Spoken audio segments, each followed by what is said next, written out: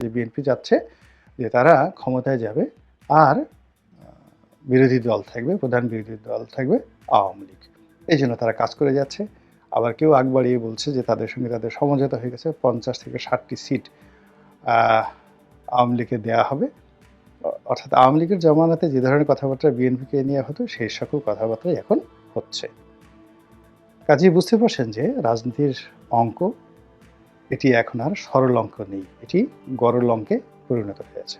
তারা যে কথাই বলছে সেই কথাগুলো মিডিয়াতে আসছে, তাদের কর্মকাণ্ড এটা বিএনপিকে ভাবিয়ে তুলেছে। এর কারণ হলো বিএনপির কর্মকাণ্ড এই মুহূর্তে কী হচ্ছে, ওই লন্ডন থেকে জনাব তারেক রহমান সাহেব তার দলের নেতাকর্মীদের সঙ্গে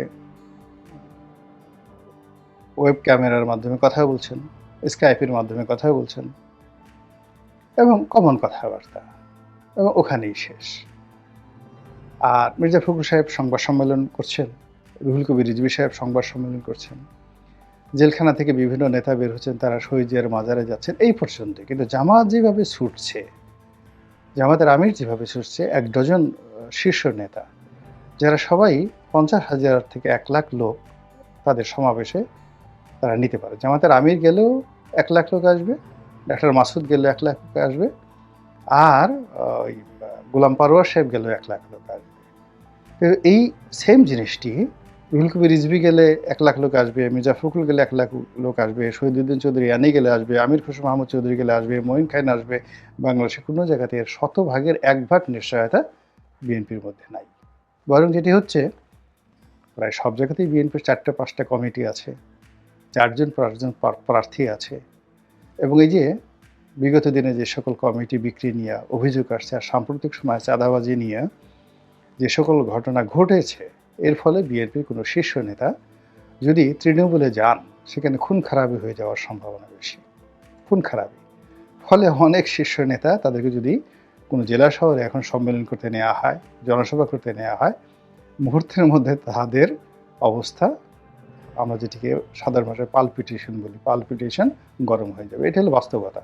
আর জামাত সেখানে নির্দ্বিধায় জিহাদি শহীদের মনোভাব নিয়ে যাচ্ছে, এটা বিএনপিকে সন্ত্রস্ত করে তুলছে। এরপর তারা এই ওয়াজের নামে যে প্রচারণা চালাচ্ছে, এবং তাদের ম্যাজিক বয় এই মুহূর্তে ওয়াজের ময়দানে, যার মাধ্যমে তারা অন অ্যাভারেজ 10 লাখ লোক, মানে 10 লাখ লোকের সমন্বয় ঘটাচ্ছে। হয়তো 10 লাখের মধ্যে লাখখানেক লোক জামাতের, বাকি সাধারণ হলো ধর্মপ্রাণ মানুষ। এখন এই যে 9 লাখ লোক ধর্মপ্রাণ মানুষ মিজানুর রহমান আজহারীর ওয়াজে আসছে, এখান থেকে যদি একজন লোকও ছুটে আসে, সেটি তো জামাতের লাভ, বিশাল লাভ। তো সেই কাজটি তারা একেবারে ম্যাটিকুলাসলি করে যাচ্ছে, কোনো রকম বাধা ছাড়া, বিঘ্ন ছাড়া। এবং এখন বেশিরভাগ জেলার এসপি এবং ডিসি ওই জেলার বিএনপির সভাপতি, সেক্রেটারির চাইতে জামাতের আমিরকে চেয়ারখানা আগে বাড়িয়ে দেন এবং তার পাশে বসেন। এটা হলো বাস্তবতা। তো এখন এই যে জামাতের এই অবস্থা, এই অবস্থার কারণে রাজনীতির হিসাব পাল্টে গেছে। অর্থাৎ আমি অক্টোবর-নভেম্বরে যে সম্ভাবনা দেখেছিলাম, অর্থাৎ ভারত যে সম্ভাবনা দেখেছিল, সেটা উল্টে গেছে। এখন ভারত মনে করছে যে জামাত নয়, আমেরিকা মনে করছে জামাত নয়, এখন বিএনপিকে সাহায্য করতে হবে। আর বিএনপি একা এটা পারবে না, বিএনপি একা এটা পারবে না। এখানে আওয়ামী লীগের সঙ্গে তার গোপনে হোক প্রকাশ্য হোক একটা সমঝোতা লাগবে। তো এটা আবার জামাত টের পেয়ে গেছে। জামাত টের পেয়ে গিয়ে তারা তো অনলাইনে ভীষণ রকম অ্যাক্টিভ।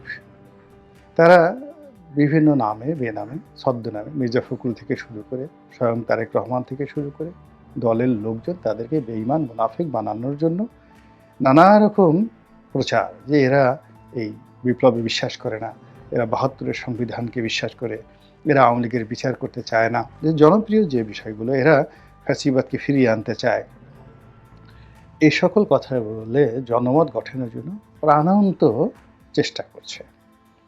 এবং বিএনপির শীর্ষ অন্তত 100 জন নেতা, শীর্ষ 100 জন নেতা, তাদের সবার মধ্যে মৃত্যু ভয় ঢুকিয়ে দিয়েছে। তারা মনে করছে যে তারা রাস্তায় যে কোনো সময় আঘাতপ্রাপ্ত হতে পারে, তাদের উপর আক্রমণ চালানো হতে পারে, তারা অনেক অসুস্থ হয়ে পড়ছেন এবং অনেকে তাদের জীবন হুমকির মুখে এই ধরনের কথাবার্তাও কিন্তু অনেকে প্রকাশ্যে এসে বলার চেষ্টা করছেন এবং এই সকল কথাবার্তার ফলে বিএনপির মধ্যে কিন্তু আবার নতুন অন্তর্দ্বন্দ্ব শুরু হয়ে গেছে এবং এখানে অতি সম্প্রতি যে সকল বিএনপির শীর্ষ নেতা জেলখানা থেকে ছাড়া পেয়েছেন, যেমন সাবেক স্বরাষ্ট্র প্রতিমন্ত্রী লুৎফুজ্জামান বাবর, তিনি যখন বেরোলেন, যে আশা নিয়ে আকাঙ্ক্ষা নিয়ে যে উদ্দীপনা নিয়ে তিনি জেল থেকে বেরোয়েছেন, আপনি তার মানে ফেস দেখেন, মুখচ্ছবি দেখেন জেল থেকে বের হওয়ার পর।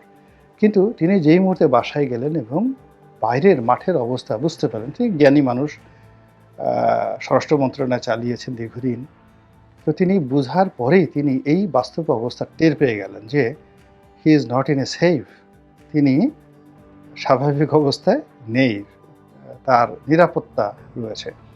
ফলে আমি তার কিছু ভিডিও দেখলাম যে তিনি সে ঘরের মধ্যে তিনি পাঞ্জাবির বা তার শার্টের বোতাম তিনি লাগান নেই, ও অবস্থাতে তিনি দৌড়াদৌড়ি করছেন এবং কয়েকদিন পর তিনি অসুস্থ হয়ে এখন তিনি বসেছেন, সেই ইউনাইটেড হাসপাতালে ভর্তি হয়েছেন। একই অবস্থা আব্দুল সালাম পিন্টু সাহেবের, তিনি এখন পর্যন্ত ঘর থেকে বের হন। মির্জা ফখরুল সাহেবকে সেদিন দেখলাম যে তিনি তার ডান পায়ে প্রচণ্ড ব্যথা, গয়েশ্বর বাবুর মতো ভোকাল মানুষ, কোনো কথাবার্তা নেই, গয়েশ্বর বাবুর কোনো কথাবার্তা নেই। রুমিন ফারহানা মনে হচ্ছে তাকে বহিষ্কার করা হয়েছে, এরকম একেবারে পুরো আউট। মানে বিএনপির পক্ষে এই মুহূর্তে যে ওইভাবে কথা বলবে, জামাতের যে প্রচার এবং প্রোপাগান্ডার বিরুদ্ধে সামাজিক মাধ্যমে টেলিভিশনগুলোতে ভাবে স্ট্রংলি জনমত গঠন করবে, বিএনপিতে এখন একজন সিঙ্গেল লোক নেই। কিছু লোক যারা কথা বলছেন, যেমন আমি কথা বলছি, খুব নিউট্রাল কথা বলছি, তারপর নীলুফার চৌধুরী মনি নিউট্রাল কথা বলছে, তারপরে আর রাজনীতির যে বাক্য, এই বাক্যগুলো এখন আর সিম্পল সেন্টেন্সে নেই, সরল বাক্যে নেই, এটি জটিল বাক্যে, অর্থাৎ সিম্পল, কম্পাউন্ড, কমপ্লেক্স, এটি কমপ্লেক্স বাক্যে পরিণত হয়েছে।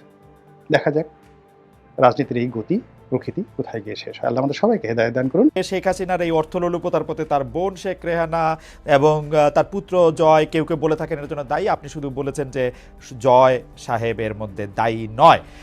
আচ্ছা, আমরা পরে জয় সাহেবকে তো বলি নাই, আমি জয় বলেছি। না, আমি বলেছি আমার থেকে বয়সে বড় সজীবাজের জয় আসলে এই জায়গার মধ্যে দাঁড় করিয়ে দিয়েছে তরুণদের।